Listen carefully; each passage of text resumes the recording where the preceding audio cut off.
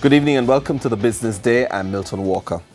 Lascaux Financial has acquired 100% of Scotia Jamaica's microfinance company known as Credit Scotia.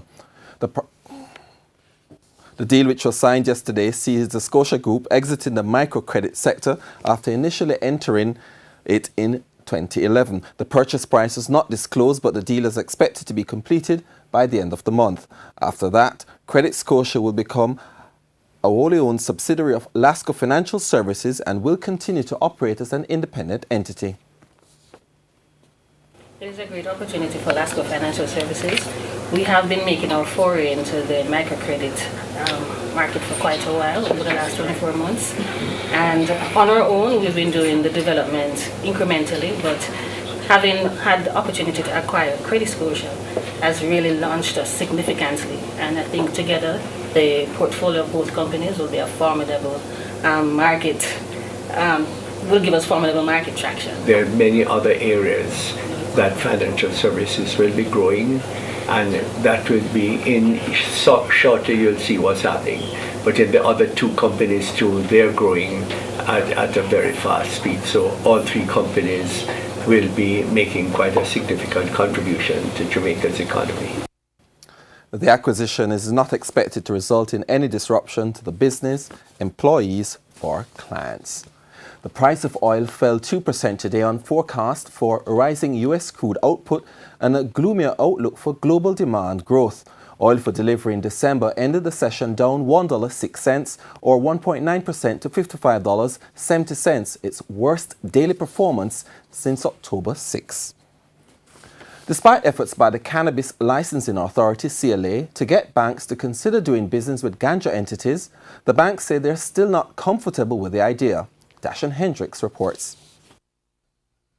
The Health Ministry is actively inviting investors to spend money developing products for a medical ganja industry. With all the talking, put your money where your mouth is, show them the products. Like Professor Lowe and Medicanja were open for business. There's a paucity of submissions.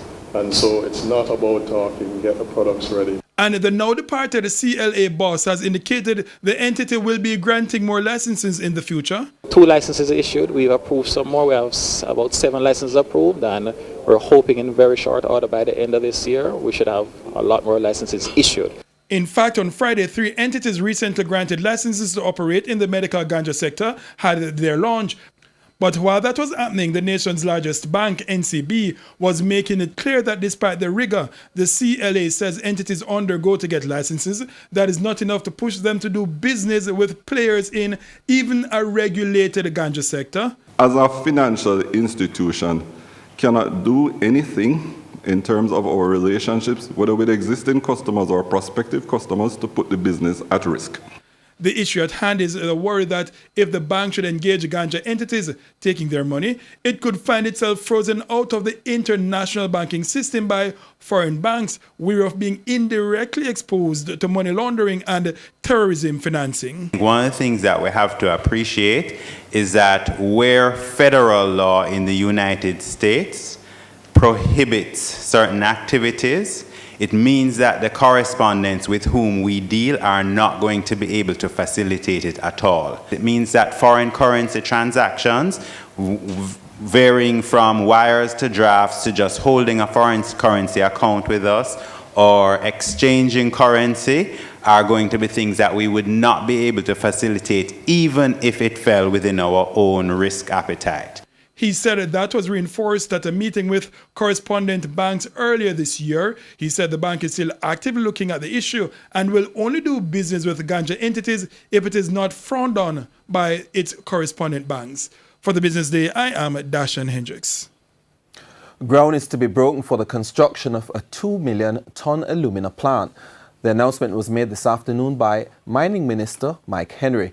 Mr. Henry says this comes following the recent push by Chinese firm Gisco to expand the bauxite and alumina industry. This has led to a number of investment commitments. A new 230 megawatt LNG power plant, US 500 million is expected to cost. And what I'm talking about, I'm expecting to be happening in this fiscal year. Upgrade the 1.6 million ton alumina plant to 3 million tons. construction of a new 2 million ton alumina plant, a new aluminum foil and stainless steel plant, a new aluminum sheet plant, a new welding rod plant with other aluminum hydrate products.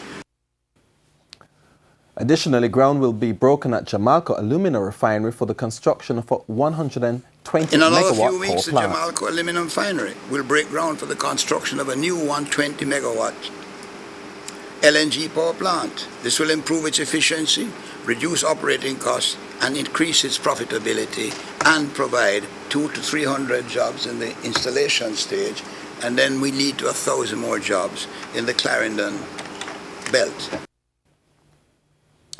Currency trading ended today with the US dollar selling for $126.64. The Canadian dollar is being sold for $100.20.